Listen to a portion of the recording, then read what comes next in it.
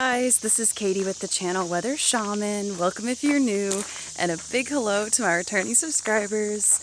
Right now I am going on an outdoor hike, nature hike, in the middle of the summer in North Carolina, and it is absolutely beautiful. So I wanted to take you along with me so you could also take in this beautiful, serene nature.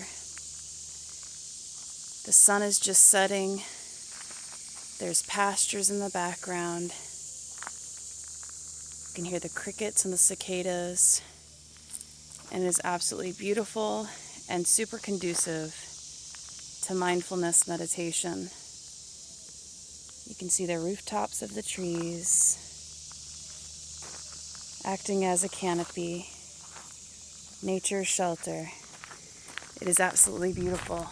So come along with me.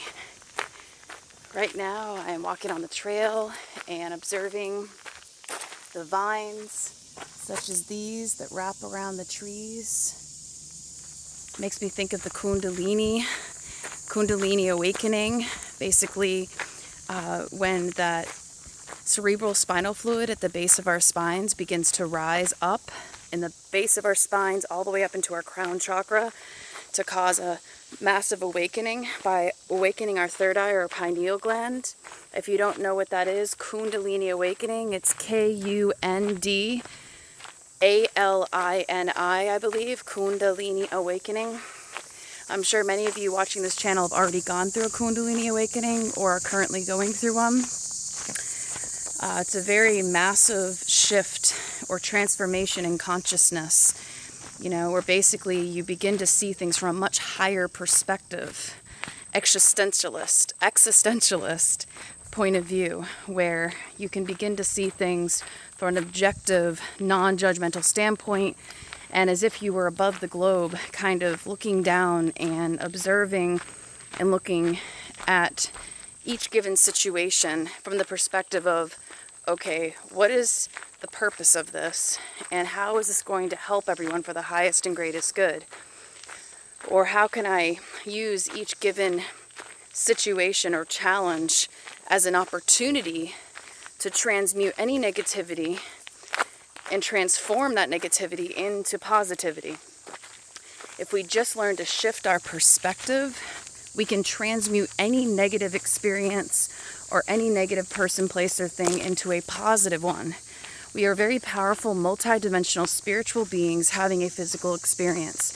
And because we all boil down to being a form of energy that is based in love, we have the ability to transmute anything that we do not like or do not resonate with back into love. For everything has been created from a place of love. So all we need to do is find a way to restore that love back up to a higher resonance or higher vibrational frequency. Everything boils down to energy, frequency, and vibration, as Nikola Tesla said, during his time here in, I believe, the late 1800s into the early to mid 1900s. Famous scientist. He wasn't really famous during his time here on Earth, meaning he didn't really get the credit he deserved for all of his amazing research findings. A lot of his research was criticized, stolen, or backlash, but after he transitioned into the spirit realm, his work became very famous and was used for many, many research models to help expand the technology today as we know it. Nikola Tesla's research and all of his patented diagrams and schematics are still being used by scientific communities so that we can broaden our viewpoint and perspective in modern science into a more open-minded quantum type of science for this new age of the global ascension as we skyrocket into the golden age of Aquarius. We were in Pisces for quite some time, and now we are transitioning into the age of Aquarius, which is a new age of innovation, new beginnings, creating from a place of heart and originality. This is the time to start a new creative, innovative business.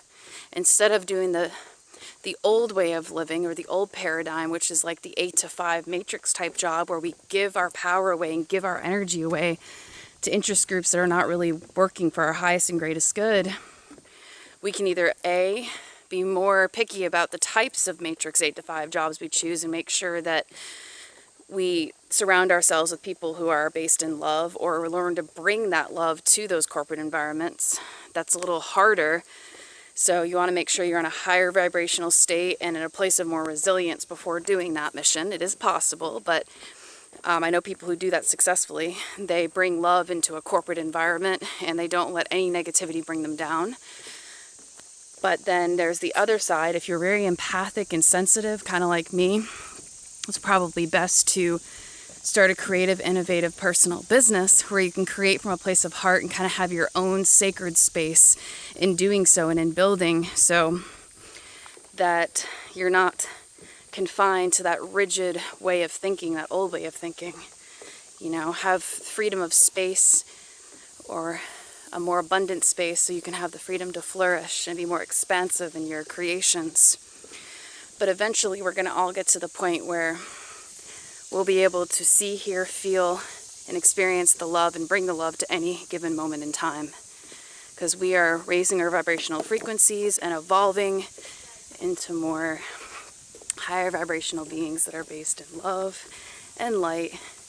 And many of you watching this channel are more than likely light workers, which you previously agreed to bring in light codes and raise the consciousness of planet Earth and bring in unconditional love and light during this global ascension process to help wake up the masses, wake up those who are stuck in the old paradigm, and show them that anything is possible and that there is a place for all of us, for our unique divine creator expression, for all of our unique divine creative expressions to flourish. There is a place for all of us. We are all unique in our design.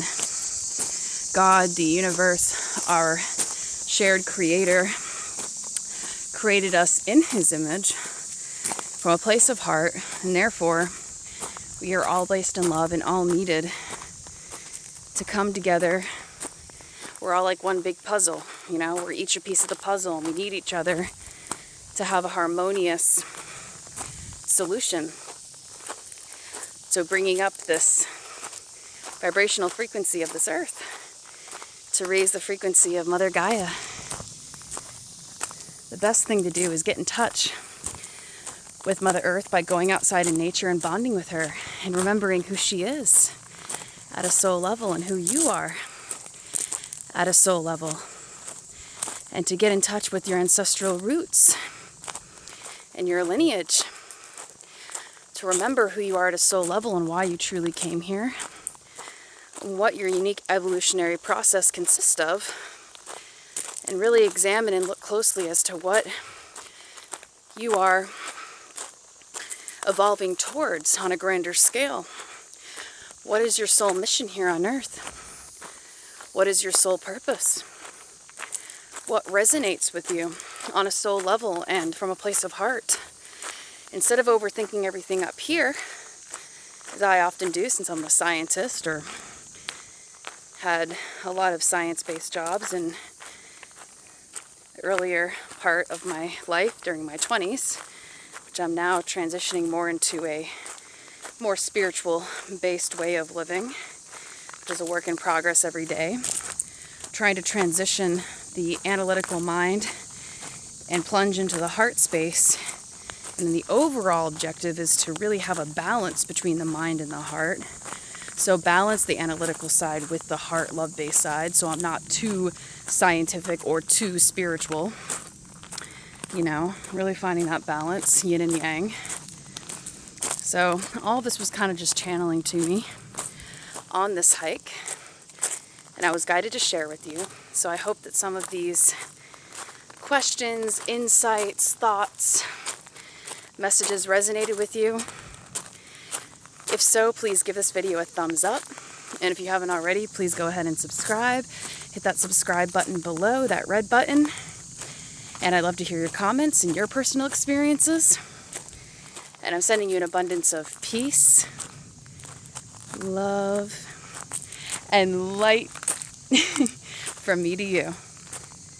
Namaste.